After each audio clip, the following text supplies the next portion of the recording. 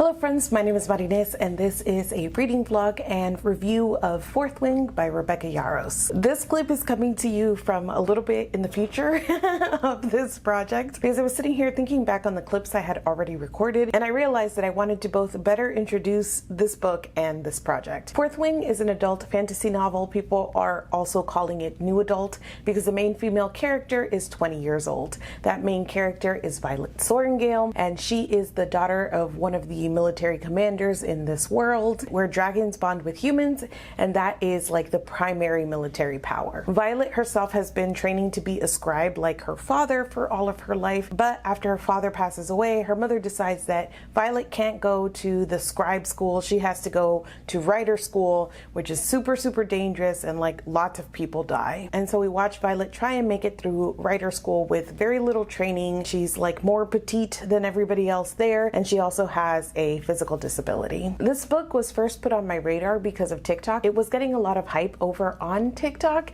and not only was it getting hype, but there were a couple of early reviews from people whose tastes I think more or less align with mine. So I was like genuinely very excited to read this. The premise sounded cool. I was in for a fantasy romance. Fantasy and romance are two of my most read genres, so it was like in on all levels, and I was coming into this not for like a hate read or anything like that, but because I genuinely wanted to enjoy it. This video will likely be full of spoilers, especially during like my reaction part, but I will mark everything super clearly with timestamps in the description, and I will do a spoiler-free summary at the end so you can click to that if you don't want to be spoiled at all in the middle. So here we go. Basically, I started reading Fourth Wing by Rebecca Yarros because it had an incredible marketing push and it's getting a lot of hype over on Book Talk, and I am big time struggling with it. I am only 4 chapters in and I am very much not enjoying the writing and the way that it is world building and expositing right now. To sort of jump right into it, it is using a few methods of expositing that are really grating to me. One is some really unnatural dialogue where you have two characters that wouldn't be speaking to each other this way, that have no business being like, well, you heard about the thing, right? And it just feels very unnatural, and it's also not letting me get to know the characters or like have invested feelings in them because I'm just so annoyed by everything that they are saying. And the second is that our main character, when she's nervous, recites facts to like calm her down her anxiety, and it would be like a cute thing to me if it were like random facts or like reciting poetry or some other thing, but it's just like history, I guess, of the world. It's like very useful information in terms of the world building. So we just had the scene. It's one of the opening scenes, not super spoilery, but she's like crossing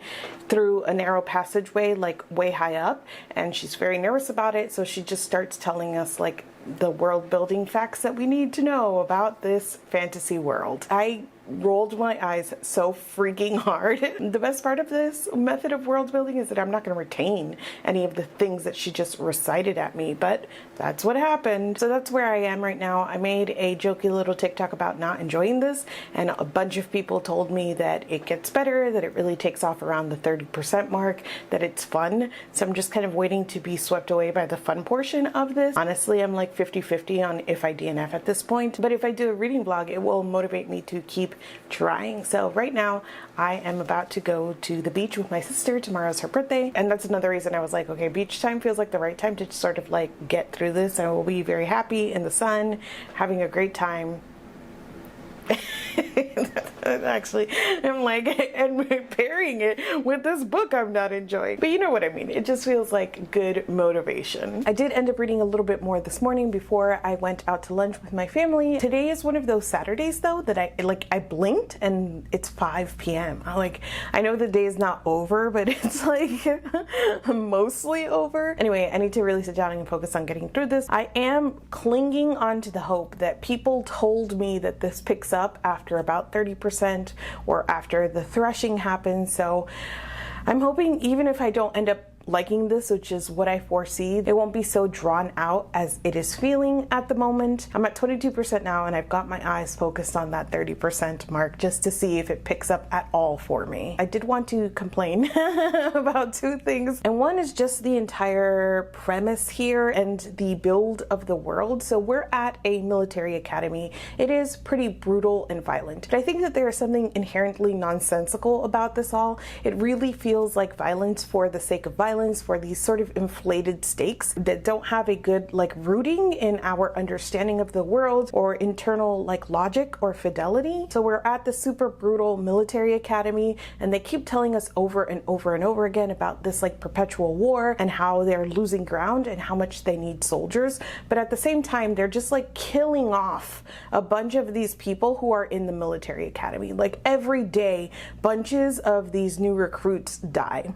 And that just feels like a super silly way to sort of run your little war.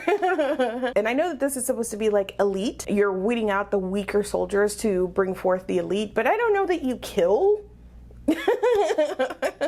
bodies, you know, when you're talking about how many more soldiers you need, especially because like we get into this academy and they immediately start killing people before they train them, before they teach them anything. It's just like, oh, you're dead, you're dead, you're dead, and like culling people in a way that doesn't make a lot of sense.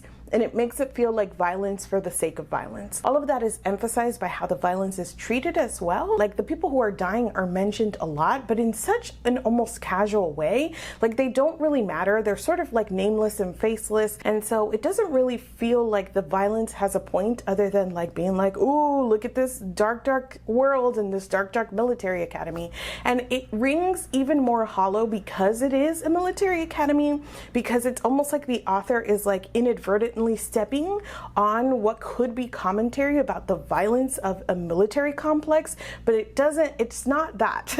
She's not making any commentary here. It's just like, oh, background death. And I've been thinking a lot about this because my main issue with these opening pages has been like the very clunky world building and how it just feels like all of these pieces are being introduced like hammers to the face. And in a lot of the promotion I have seen about this book, I see a lot of comparisons to like the Hunger Games. The Hunger Games and Divergent mix, the Hunger Games and other things sort of mixed, and a lot of like YA but make it spicy, which I feel like we'll get to that in a later clip.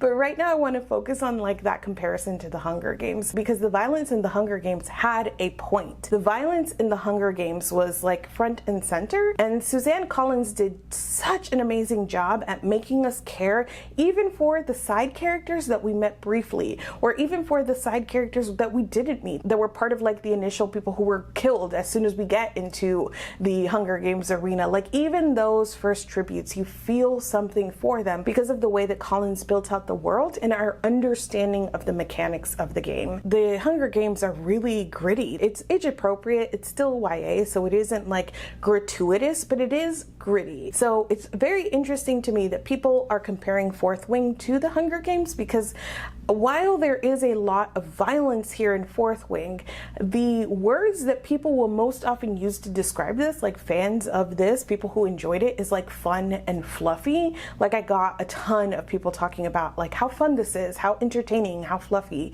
which is like, I don't, right now, like where I am in the story, it is wild to me to connect the words fun, fluffy, entertaining to sort of like the violence that is being introduced, but at the same time, not really, because the violence doesn't matter. It is like just another throwaway piece of world building so that you can really focus on the hollow and empty storytelling that is otherwise happening, which is of course the romance that is starting to develop along super tropey and predictable lines. The second thing that I just came across and I was like, no, I need to record an update, is that there is one of my least favorite things ever happening in this book, and that is a forced nickname.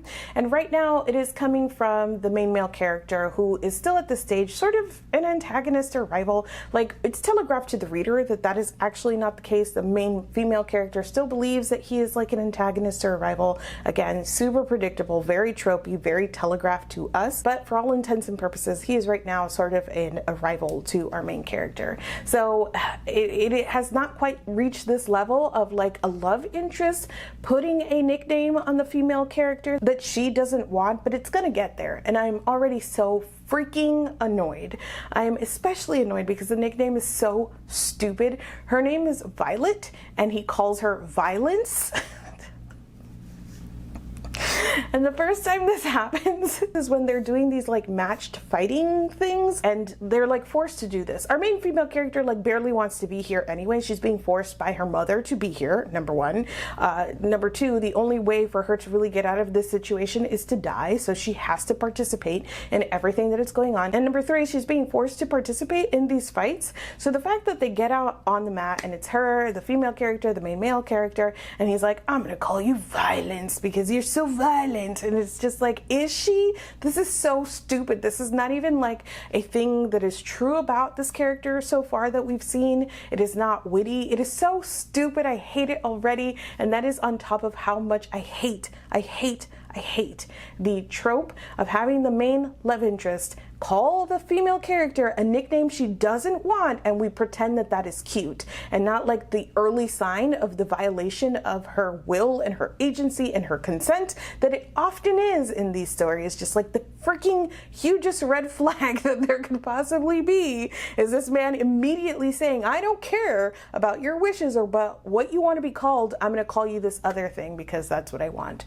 Ugh, have I mentioned I hate it? Because I do. So as soon as that happened, and like it was underlined, I have the feature on my Kindle turned on where like popular highlights are shown to you. So like a bunch of people were like, Dee, Violence, how cute. And I just wanted to die.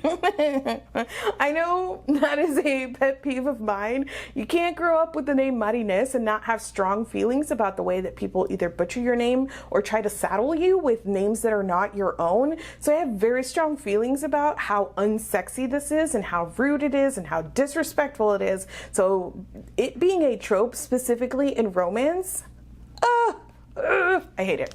Okay. I got that out of my system.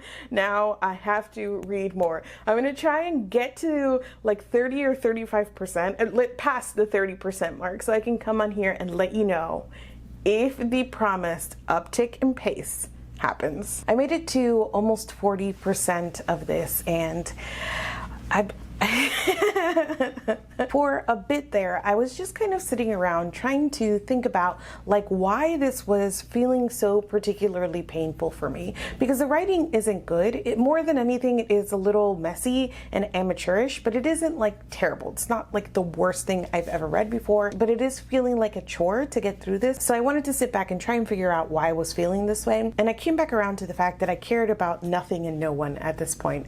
I hate to make more comparisons to the Hunger Games, but I was thinking about the Hunger Games and how smart it was for Suzanne Collins to start that story with Katniss in District 12.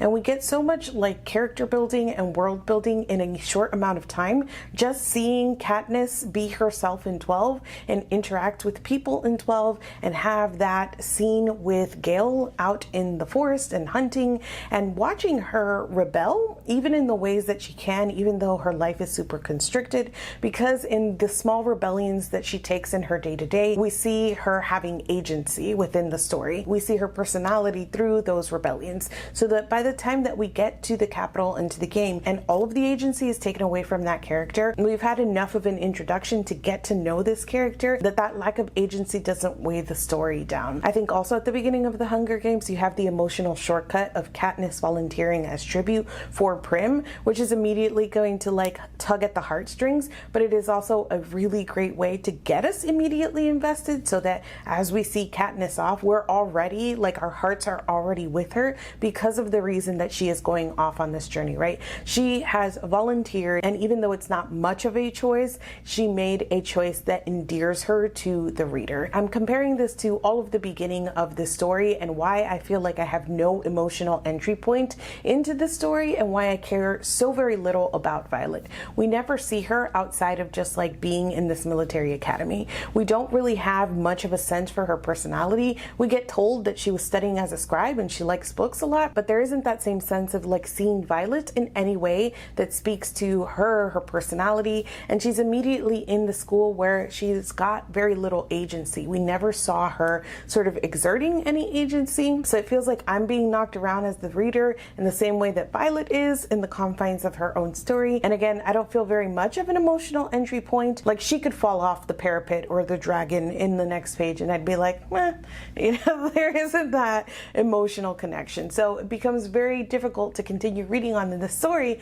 which is not very good in the first place because I just generally don't care. And I think it's not as simple as saying like, well, Violet isn't for me or there's something about me that is not clicking with this. I think it is poorly done. I think the things that we do get shown about any of the characters are actually told to us more than shown to us, and it is very like ham-fisted. Everything is being like just shoved in our faces in a way that I don't think is actually good, and I don't think is very effective to get the reader involved unless you as a reader do a ton of heavy lifting for the book itself. And some of that heavy lifting can come in the form of like filling in the lines because these characters also fit into some tropes. So this is like a character you have definitely seen before elsewhere. So if you can just fill in the lines that Rebecca Yarros certainly hasn't filled in, then I guess it's like easier to move through the story. But unfortunately, I'm getting like tripped up by the fact that these characters are so flat and I don't care about anything. And also like, I don't know, so much of the story doesn't care about the story either. I'm still thinking about how so much of this just doesn't make sort of internal sense. You just have to shrug off the fact that this like military college is just going to kill off a bunch of people who could potentially be soldiers and accept that that is somehow the best way to run all of this. But I did find it absolutely hilarious that there was a moment where one of the other characters like brought this up to the professor. There's a line that says, wouldn't it make more sense to let first years start practicing this thing right after parapet, Rhiannon asks, you know, to give us a little more time so we don't die? And the professor's just like, no. Killing you off is how we train you, and you just have to be like, yeah, that makes sense. Oh, sure, totally. So the fact that like even the characters are like, this is stupid, it brought it back up for me again, where I was like, this is stupid. The bunch of deaths is happening still, and it's feeling very like red shirty. There have been a couple of times now that we get introduced to a character, and again the story is calling attention to itself because Violet keeps thinking about how she can't keep track of all of the cadets and their names, so she's always like, what's that guy's name again? But if there's a character that is like, look at this character with a name, it's only like 3 or 4 pages until they're like falling to their death, and so it's like, bye. There are so many moments as we go along that just feel really convenient, and if it were like 1 or 2 of these things I would be able to overlook it, but it's like the accumulation of all of these things that are really convenient coupled with all of the exposition of like,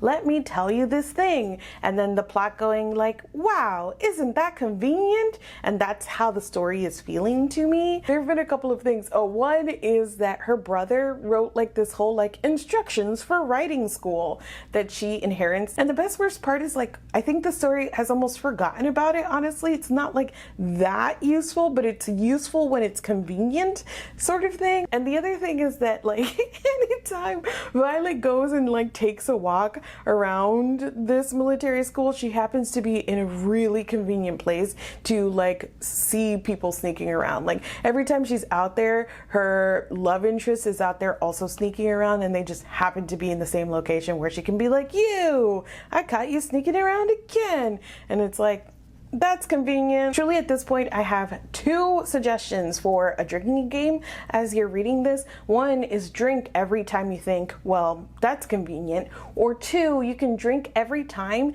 this girl says that her scalp tingles.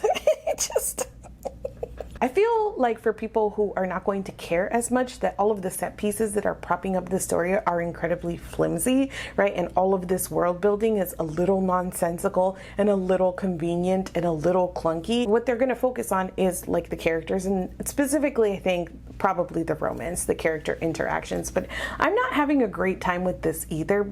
It is super telegraphed, like pretty much everything in the story, because we are being spoon-fed all of this and because it is so tropey, it also feels very predictable. And I think most of that predictability is around these two characters and how their relationship is progressing. So I really hate it because they kind of start off as like rivals. They have reason to feel antagonistic against each other, but mostly it's like not their fight. It's like inherited things from their parents and things like that. So at first they're kind of dancing around each other, but it very quickly becomes telegraphed to us, the reader, that like it's not as serious as the main female character thinks it is. And so there have been a couple of times where she's like, when is this guy gonna kill me? And he basically tells her, I'm like not gonna kill you. But she keeps thinking like, oh, because he's gonna kill me. And why didn't he kill me? And like being shocked when he doesn't kill her, but then he'll be like, I'm not gonna kill you. But then she keeps being shocked. So the repetition of that is driving me absolutely bonkers, especially because like one of the things we're supposed to know about this character is that she's smart.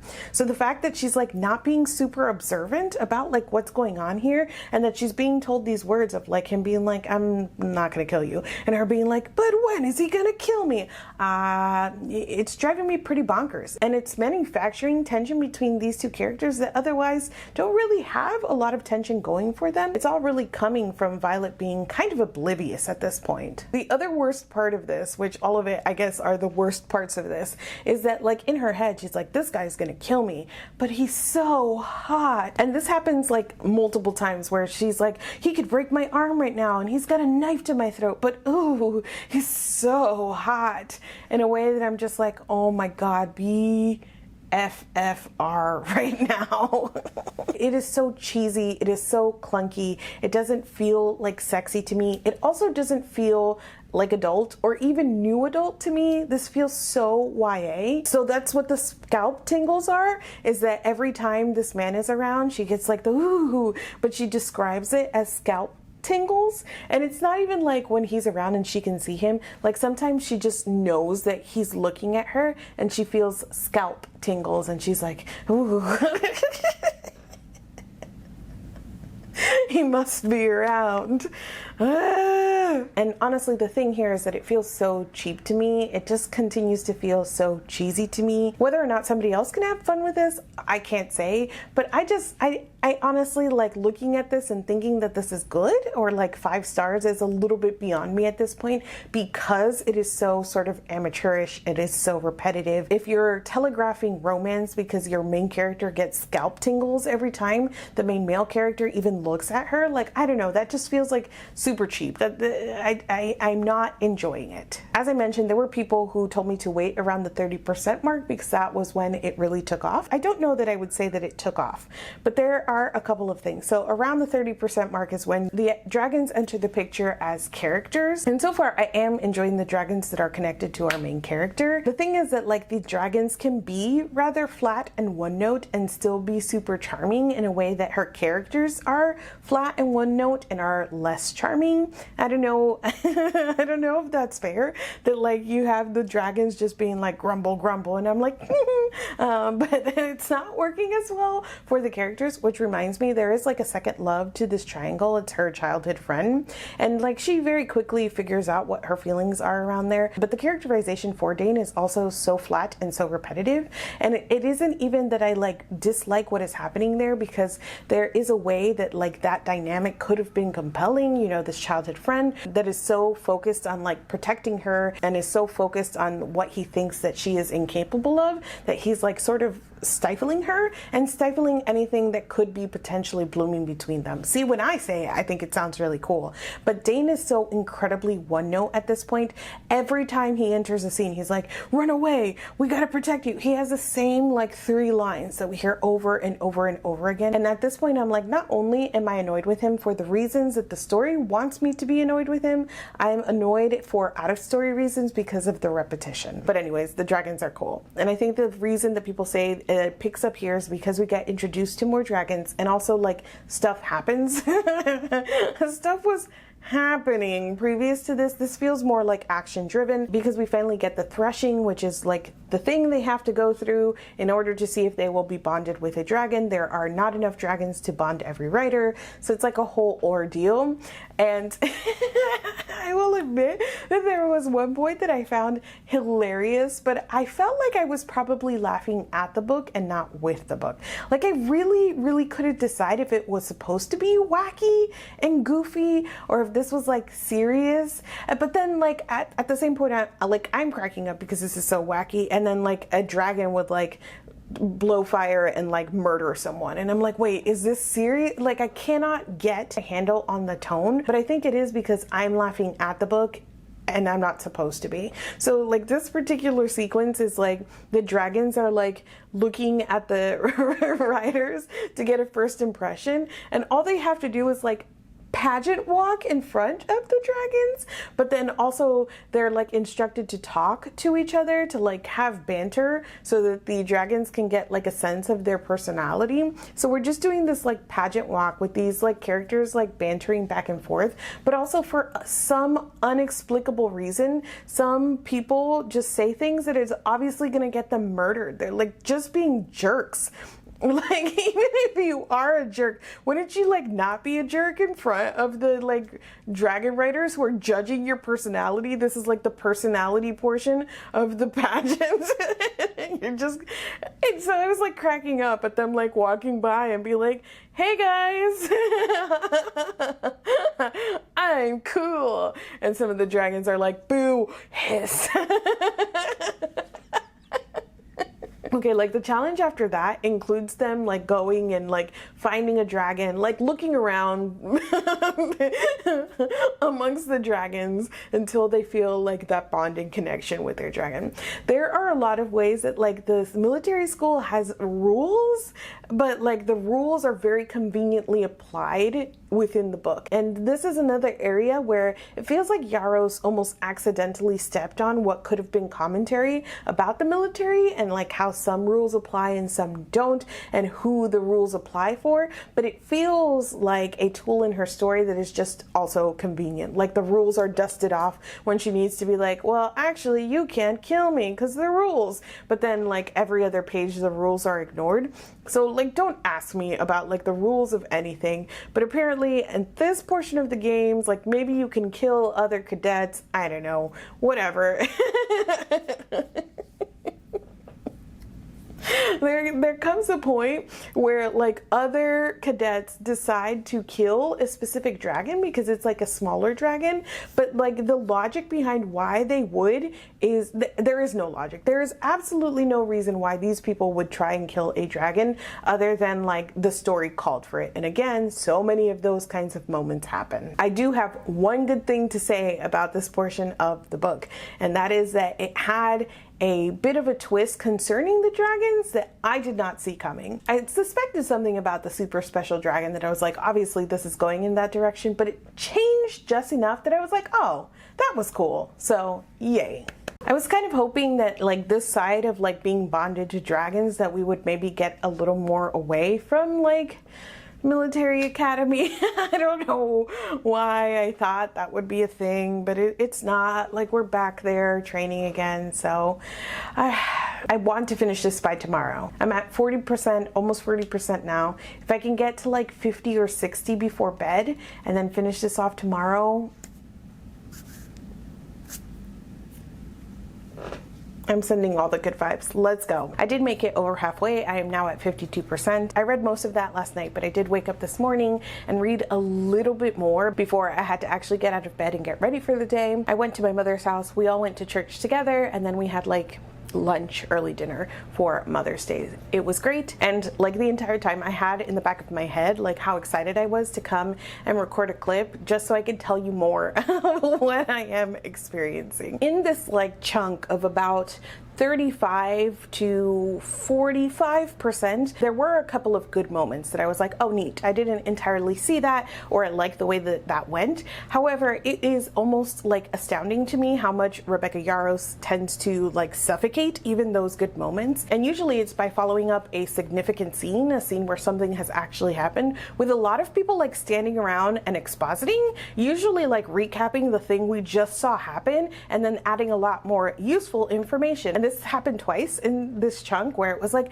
oh, a really cool thing happened, and then everybody in the dragon stood around and were like, here's what happened. I was like, cool. I thought that was cool 1 second ago, but now like I'm annoyed again. There's also a moment about a specific kind of dragon called a feather tail, and like nobody knows what this dragon, there's very limited information on what really a feather tail dragon is, but every time Violet sees the feather tail, she describes it as like little and cute, and it doesn't have like fully developed like claws or talons or whatnot. Like there are a lot of like very like aww descriptions of this dragon, and in one of these scenes of like everybody sitting around and sort of expositing, it comes out that basically a feather tail is a baby dragon, and it's like oh my goodness moment for a number of reasons, but also like I cannot believe that nobody in this entire world, including in this Dragon Academy, didn't figure out that the little cute little dragon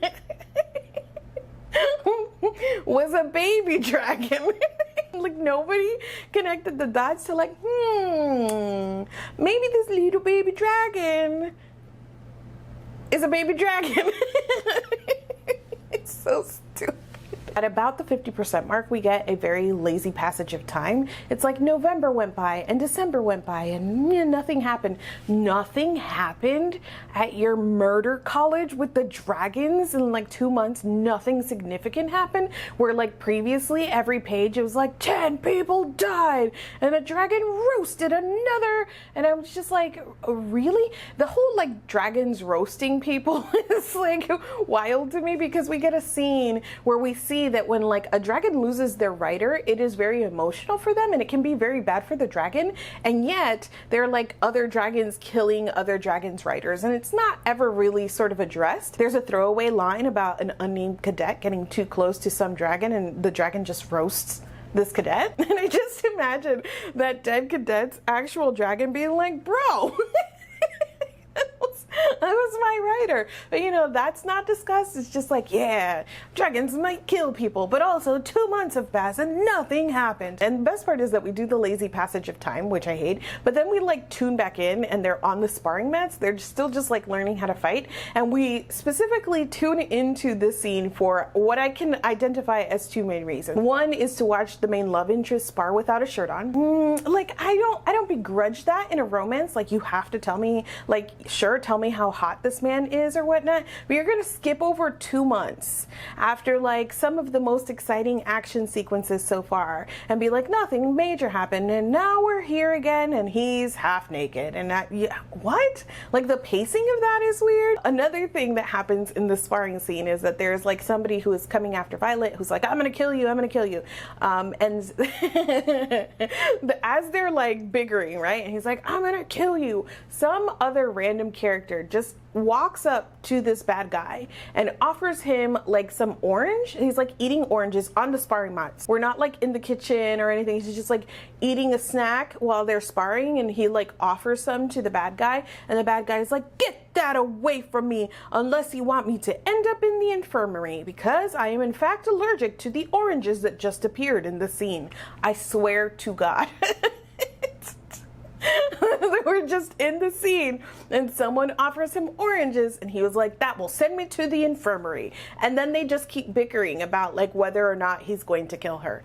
I swear to God that this happened, and I was like, all I could think about is how like this is gonna end up on like the Goodreads Choice Awards best of the year. This is gonna end up on best of the year list, and it's just like, oh, oranges, he's allergic. Okay, bye now. And I bet everyone in my Discord that this would be very useful information, the oranges thing, or else I have to pay them all $100. And even though I am totally unemployed right now, I think I'm okay. I think the oranges showed up and they will show up again, but we'll see, we'll see. The last thing that is like incredibly stupid to me is that when a dragon bonds to a human, the human also gets powers, but like the dragon can sort of decide when the powers come in. Like they basically open the power floodgates and the power comes into the human, but they have to make sure that they're like ready for the powers. And so like a ton of people have already gotten their powers, but Violet hasn't yet, and so she's kind of getting nervous about like when she's gonna get her powers. So we're on the sparring mats and the main male love interest and Violet like start like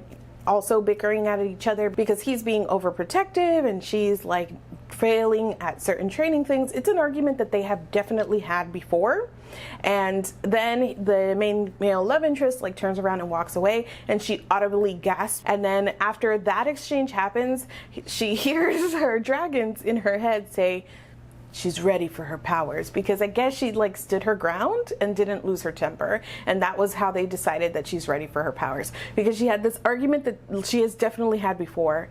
And it was whatever. Trying to follow the logic here is annoying. And the thing is that like, I can't just like not notice that this isn't following any logic. And if you have to like ignore half the book to make it good or fun, then it's like not a good book to me, at least. So that's where I am. I really want to finish this tonight. Can she do it? I don't know. We'll see. I've only read a chapter or two more, but I had to come back and let you know that the oranges have made a second appearance. So oh my gosh, those random oranges were important after all.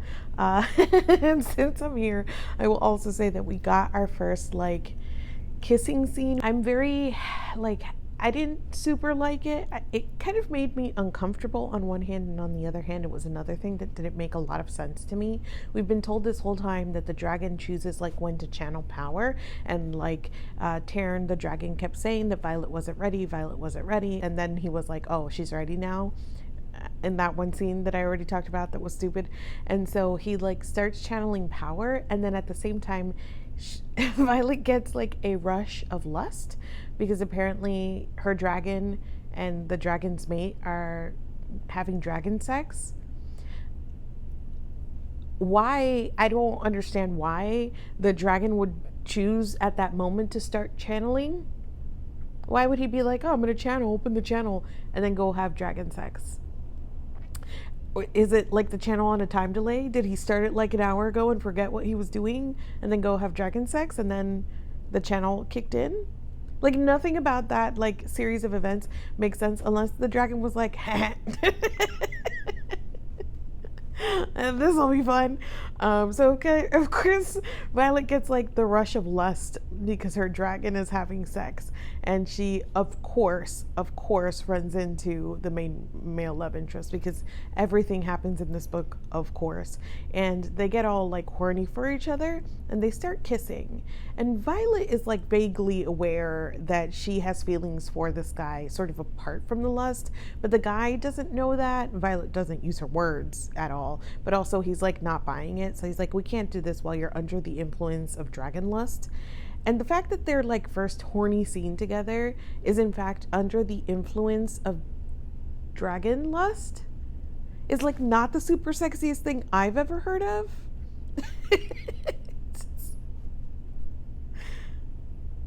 But okay. I really wanted to finish this tonight, and I think I still will, but I want to like get in bed. I just want to be comfortable, take down my hair, wash my face, and just finish the last of this in bed. In this latest chunk that I read, there were a couple of highlights in terms of like feeling like things picked up a little bit and having some exciting moments, and then a lot of what I have already mentioned happens again and again. So there were a few more moments of like lazy passages of time where it was like January flew by and February flew by, and I just am not a fan of that generally, but I think here it especially doesn't make sense to have like that lazy passage of time, because we're like in this very intense situation where it doesn't feel like there should be just sort of like dead air. So I wish the author would have found a better way to show us the passage of time, or to condense the timeline or something along those lines. At 70% of the way through, I still haven't gotten to the sex scene. We had the one like kissing scene with the dragon horniness or whatnot, and I am still like super confused about the appeal of the romance side of this. I feel like this book in general is going to more appeal to people who can forget like the fantasy elements or overlook the things that don't really make sense and like can focus in on the romance. But also for me personally, I don't feel like the romance is done very well. In another case of the author sort of calling attention to the weaknesses of the story, we meet back up with the main character's sister, and the sister is like, what do you even know about the main male character? And Violet is like, I guess nothing. And so we get this little chunk, like 67% of the way through the book, where our main character realizes that even though she is like falling for this man, she actually knows nothing about him. And so she starts asking him like, what's your favorite food?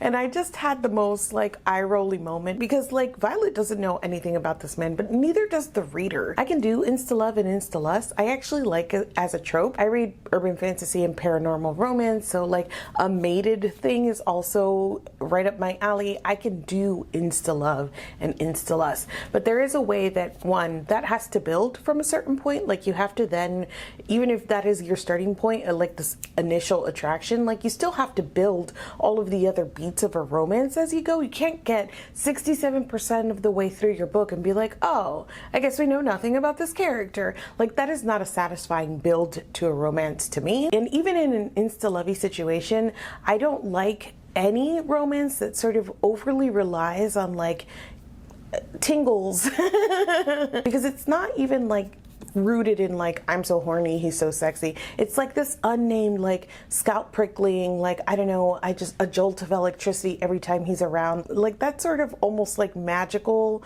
sort of reaction without a basis in anything else, like a personality or like, I don't know, you guys are having sex, there's some physical attraction there. It's just kind of like, ooh, tingles. I am not a huge fan of that, and that is like the majority of this. Again, I'm 70% of the way through. This woman knows barely anything about this man. She's still operating under so many false assumptions about him, even against like the evidence of her own eyes. I also super don't like it because it's kind of a love triangle. The other leg of this is always pretty weak, and he is set up in a way that is very obvious for the reader, like he's not the one. You understand that you're not supposed to really like Dane for the way that he's like assuming he knows what's best for Violet, and under the guise of like protection and overprotection, he's really trying to like take Violet's agency away. But the worst part is that the other leg of this, Xaden, is doing the same thing. He's protecting her too, but there is almost an amount of like lip service of like her needing to learn the hard way, even though he has all of these fail-safes that he puts into place, and he makes a lot of decisions about like what's best for her. And even though he's like her wing leader, so is Dane. Dane is her squad leader. So it's really funny to see Dane's behavior being positioned as like, ew, ew, no, no, no. But Xaden is doing kind of the same thing. And the way right now, I actually took a pause from reading because it was a scene where these two men were like snipping at each other about like the best way to treat Violet in front of Violet. Like one was like, don't coddle her. I just don't love the dynamic here. I don't love the way that it is stripping Violet of agency in a story where she already has so little agency. The last thing I will say for tonight is that I'm also not enjoying at this point, as we should be like nearing sort of the climax of the story, the way that there is a lot of like inflated conflict here. There's a competition at one point, and Violet is having a hard time like maintaining her seat while she's riding the dragon because of her disability. So they're in this competition, but she's telling her dragon like not to help her, like maintain her seat, and so she just keeps falling off the dragon, and he has to like hurry up and pick her up and throw her back on, but she also won't let him help her keep her seat, which I understand that she wants to learn how to do it because she has to be able, but this is a competition. So like that, and then it's like, oh no, we're not, you know, we're down in the rankings because she was, why did she do that? Like it was just so illogical to me. Like, why would you do that during a competition? And then to have like the, oh, they need enough points to catch up. It just felt like a thing you would do to create that moment of like they're behind in the competition and they have to catch up. They have to get points. It's such a false conflict. It's such a weird thing to do. Another thing is that they're talking about like what to do once Xaden graduates, because Xaden and Violet's dragons can't be apart for long. And so they have said approximately 100 times that these two dragons can't be apart for long. So that means that Xaden and Violet need to be together, right? They also can't be far apart. But we have these moments of Violet thinking like, when we're far apart, when Xaden graduates and he leaves, I wonder, and I'm like, Bestie, I've heard it 100 times. You're not going to be far apart. And so it's so weird to have her still thinking these things that I thought we already kind of settled. Like we've already said, this is the way it's going to be. Like it cannot be you there and him over here. But she keeps thinking like, I wonder how it's going to be when he's over there. It feels like you're giving me like falsely inflated conflict. This isn't a conflict. She might be having feelings about like having to compromise and figure out where she's going to be, feeling some type of way about needing to be near this man. Like, that's all fine. But her still thinking like, what happens when we're apart? It's just so stupid. Okay, wait, actually one more thing to say. We see her finally get her powers. Like, hers have been super delayed. And so everybody was like, is she ever going to get her powers? And she gets her powers. It's one of the most tropey powers. Like, it is so tropey. Like, the book tells us it's super rare power. And I'm sure like in world it is, but like in the context of like YA, because even though this is adult, new adult, YA, you could move this entire story to Dragon Riding High School and you wouldn't need to change the mechanic. You wouldn't need to change a single thing if you took this entire thing and just dropped it into high school. So anyways, if you think about like YA and like the super special powers that the super special girl with the super special colored hair has, like, think about it and you're probably right. Whatever you think those powers are, that's probably the power that she has here. So it's just kind of like, wah, wah. Okay, wish me luck. I'm going to go finish this and I will see you guys in the morning to tell you final thoughts on the end and then wrap this all up. Done. I did it. I finished.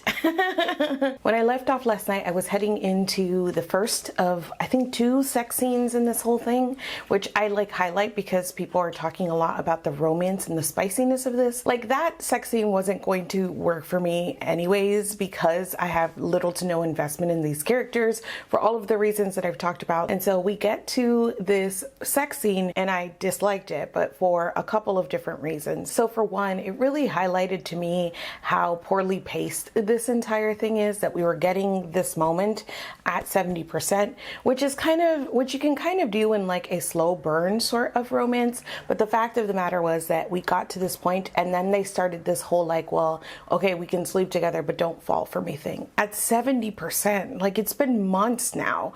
And so for them to be like, oh, okay, but don't fall for me, like, it just felt like a weird plot beat coming at the end of the story. And then by necessity, that like whole don't fall for me thing gets resolved so quickly because we ran out of space. We didn't have time to do anything more after that point. And the second thing is that like the scene itself, the writing, the description of it was a little like cheesy and over the top for me. Like, it was doing too much. It was a little bit too much like dirty talk, a little bit too much swearing. It felt like it was trying to be edgy, especially for all of the ways that they were like breaking things and running into things and like lightning was like going off. So it was a little bit too much like, you know, literal lightning going off in the background of your sex scene. It's a bit ham for my taste, and that's how I felt about this. I won't say it's like the worst sex scene I've ever read in my entire life. I mean, I read Corinne this year, so maybe, you know, that's good context as well. But it also wasn't like, oh, super spicy. Yeah, make it all worth it.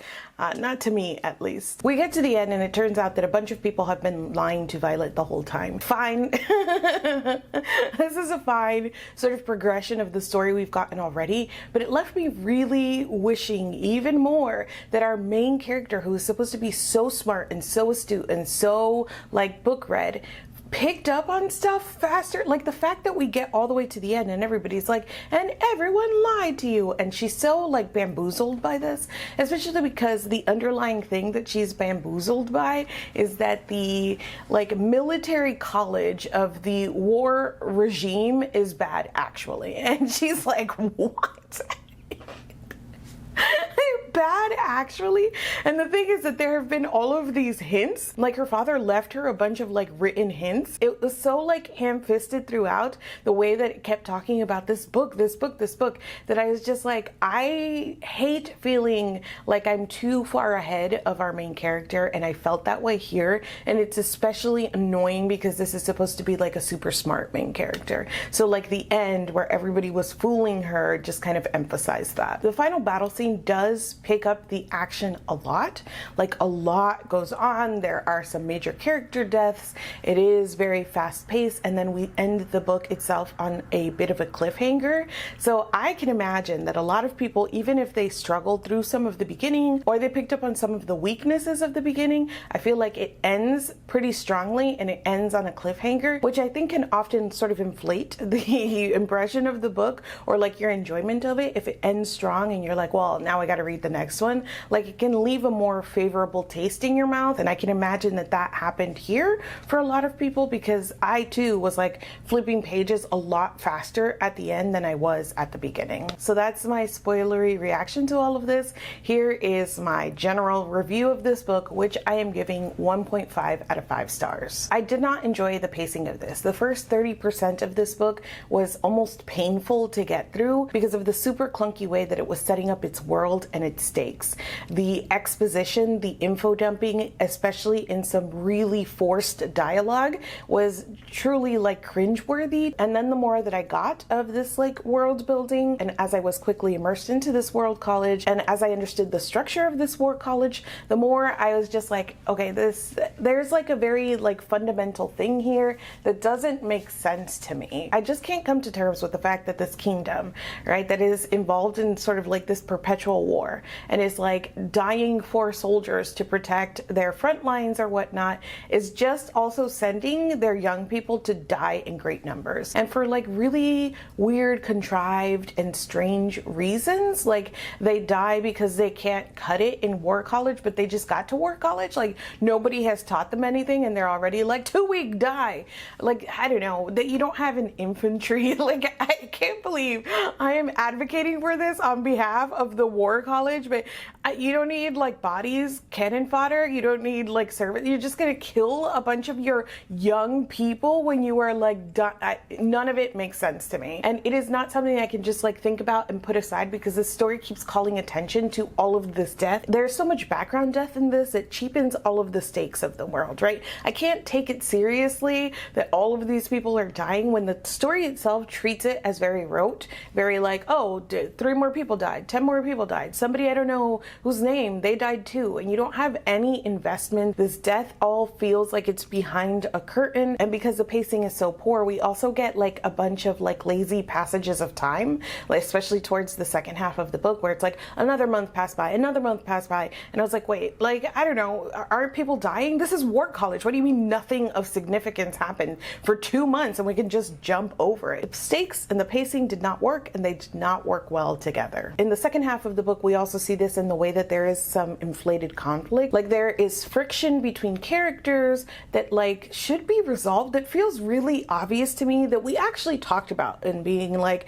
this is the way that this is going to happen. But then they kept talking about it like, how is this going to happen? I was like, wait, I felt like I was going a little bit crazy because I was like, didn't we just read about this? And there were things that were also really obvious to me, the reader, that wasn't obvious not only to our main character, but like the entire world, that also made it feel like I don't understand how this is a conflict or a problem, because it was fed to me, the reader, in such an obvious and ham-fisted way that I just didn't understand why nobody else was picking up on this. I would also say that the main characters themselves are pretty flat. I think the main character is fine. I don't have like a ton to say about her. In fact, I think that her characterization like wasn't fully there for me. Like the story kept telling me that she was super smart, but I didn't actually see the evidence of that, again because there were things that were very obvious to us, the reader, that were a little too spoon-fed to us. And so because our main character was so behind us, the reader, the fact that we were hearing that she was smart all the time just didn't really click with the story. I think that we aren't allowed to see the main character's personality shine because she doesn't have a ton of agency in this, and because we never spent any time with her sort of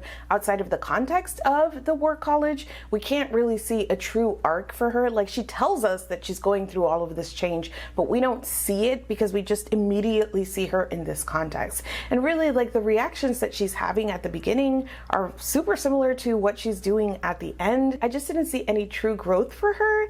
And while, I don't know, like I guess I was rooting for her, it wasn't to the point where I was like, die. But if she did, like I wouldn't cry.